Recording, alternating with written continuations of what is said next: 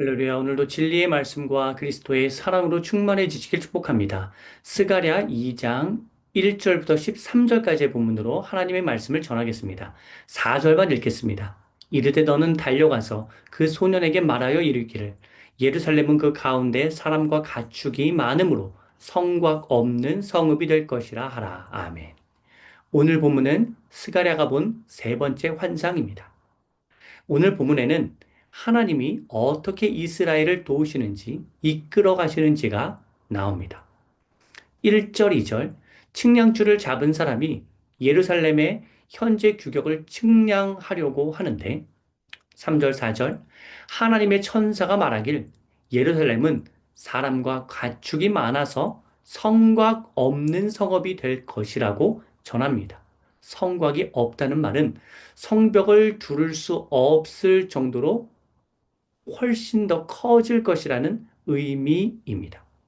이는 한계가 없는 하나님, 넘치는 복을 베풀어 주시는 하나님, 영역을 확장시키시는 하나님, 영향력이 증대되도록 도우시는 하나님을 뜻하는 환상입니다.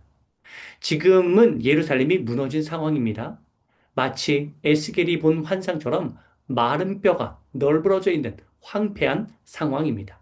하지만 그 현장에서 하나님은 예루살렘의 재건뿐만 아니라 예루살렘 성전의 놀라운 확장까지도 말씀하십니다.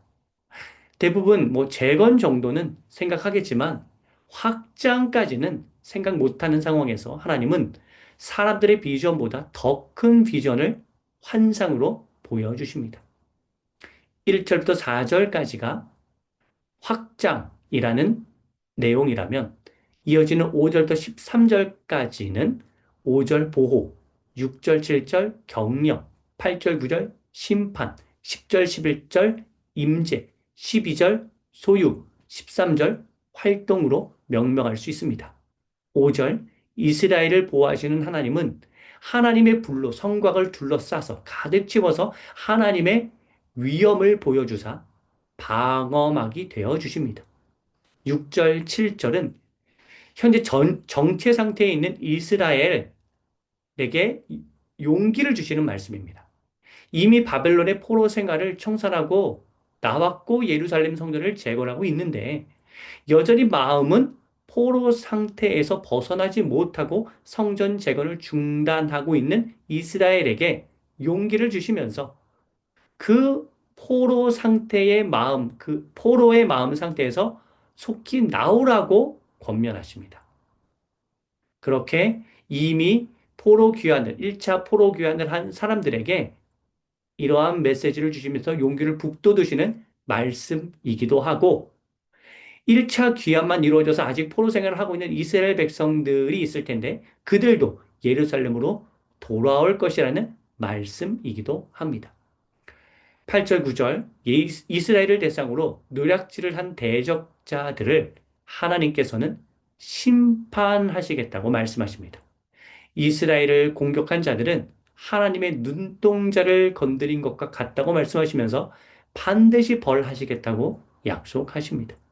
10절, 11절 하나님의 임재가 충만해집니다.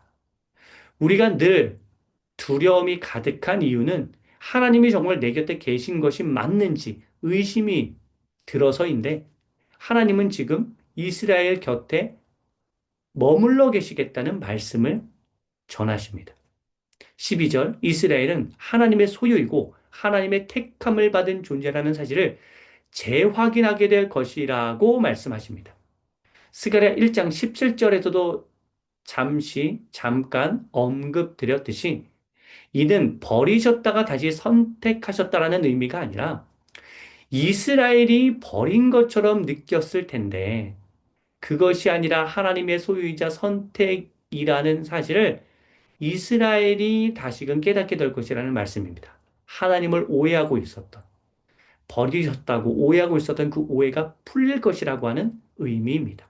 13절, 거룩하신 하나님이 거룩한 처소에서 일어나사 본격적으로 활동하십니다.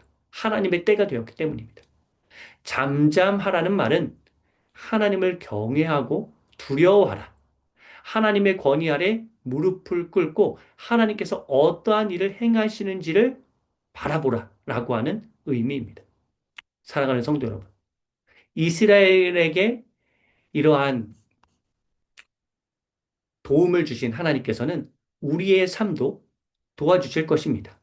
하나님은 우리에게 확장의 복을 주시고 우리를 보호하시며 격려하시고 적들을 심판하시며 늘 우리 곁에 임재하시고 선택받은 자라는 사실을 재확인시켜 주시며 하나님의 때에 본격적으로 활동하실 것입니다. 그 하나님을 신뢰하면서 오늘도 주님을 바라보는 소망이신 주님을 바라보는 하루가 되길 주님의 이름으로 축복합니다.